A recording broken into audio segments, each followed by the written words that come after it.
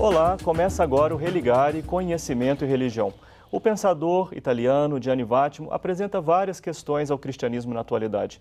Como pensar o cristianismo à luz da sua genuína mensagem sobre o amor radical?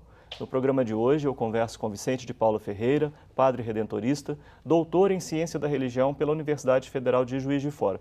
Seja bem-vindo, Vicente, prazer recebê-lo aqui no Religare. Muito obrigado pelo convite, Flávio, e para mim é uma alegria poder partilhar um pouquinho uma pesquisa que eu fiz durante mestrado e doutorado em Juiz de Fora. Então, esse tema aí me envolveu durante pelo menos uns 6 anos de trabalho. Bacana, a gente vai poder conversar sobre isso.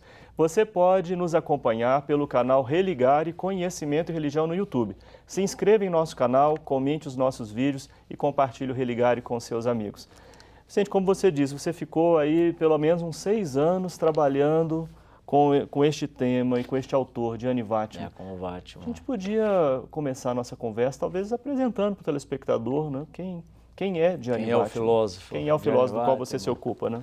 Então, Gianni Vattimo é um filósofo italiano, ainda vive, tem uma produção muito ampla, larga, né, na área de filosofia, um filósofo.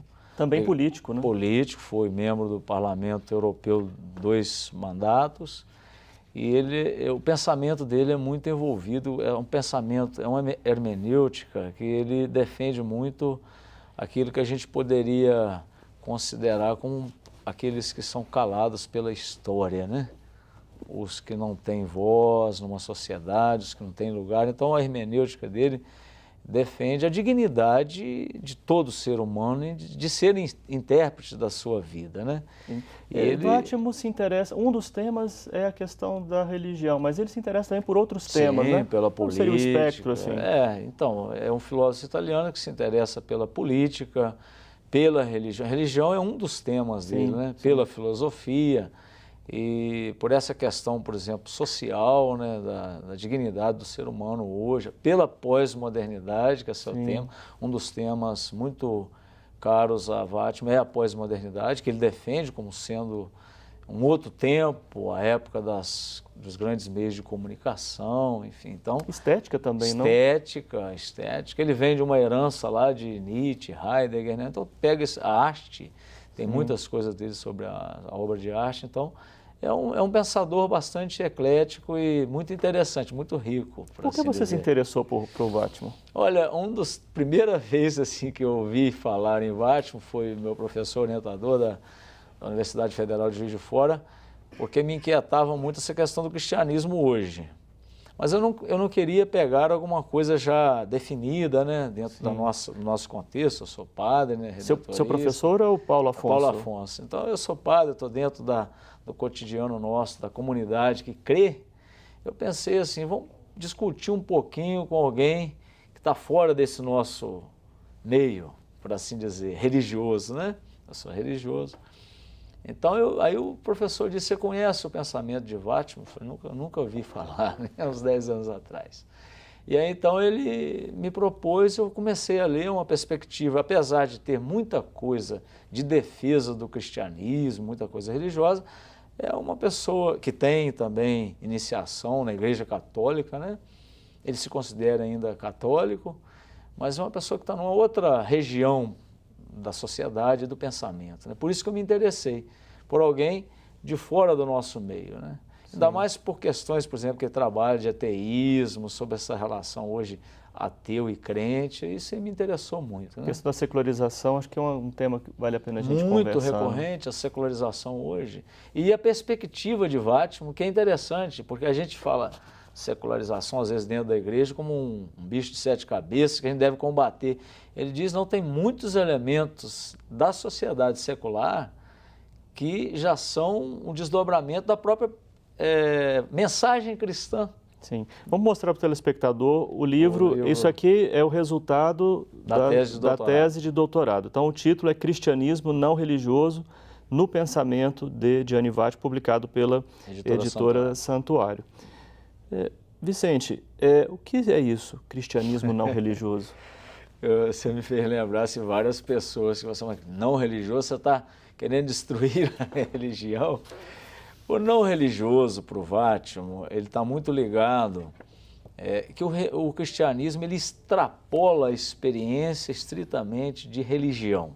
Religião no sentido de uma distância entre homem e Deus. Então, o não religioso, que a partir da encarnação, do mistério de Deus encarnado na história humana, rompe-se essa barreira entre, né, uma distância que possa haver, né, homem e Deus, né, que toda religião tem isso, né?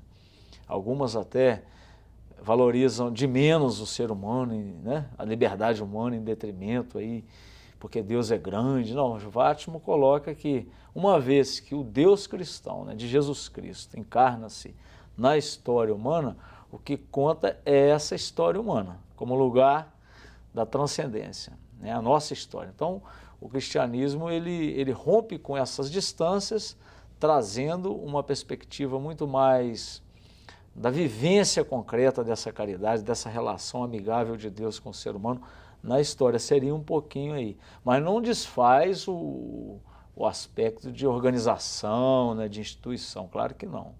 Então, embora não em poucas vezes Vátimo tenha feito críticas bastante duras ao magistério também, não? É claro, ele é coerente à sua filosofia, né? Sim, Há sim. princípios que são, por assim dizer, imutáveis para nós, da teologia e da religião católica.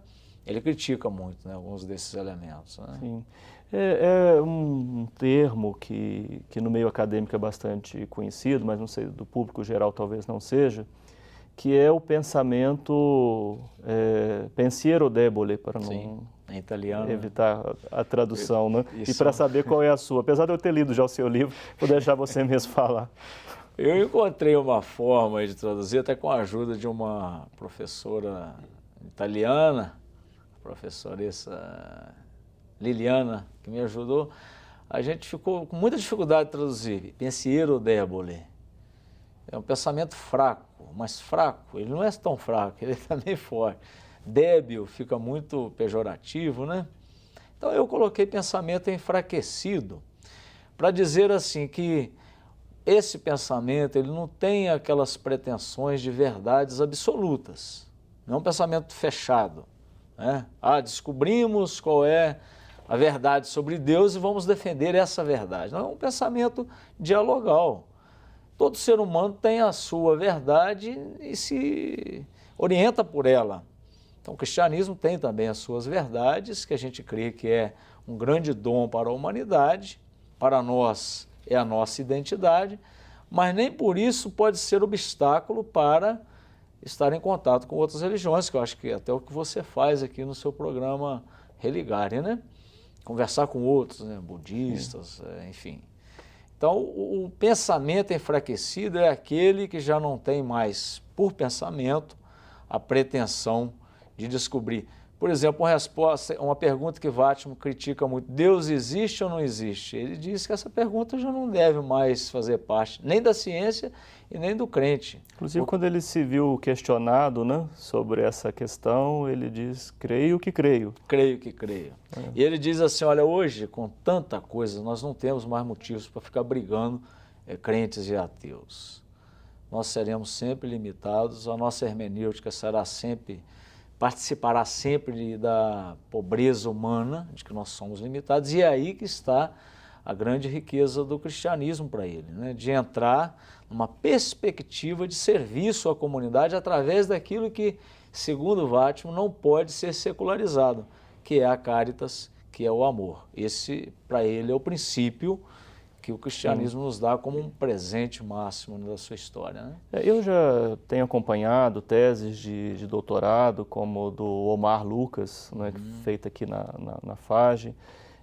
No nosso programa Ciências da Religião aqui da PUC Minas já foram 3 dissertações sobre Vátimo.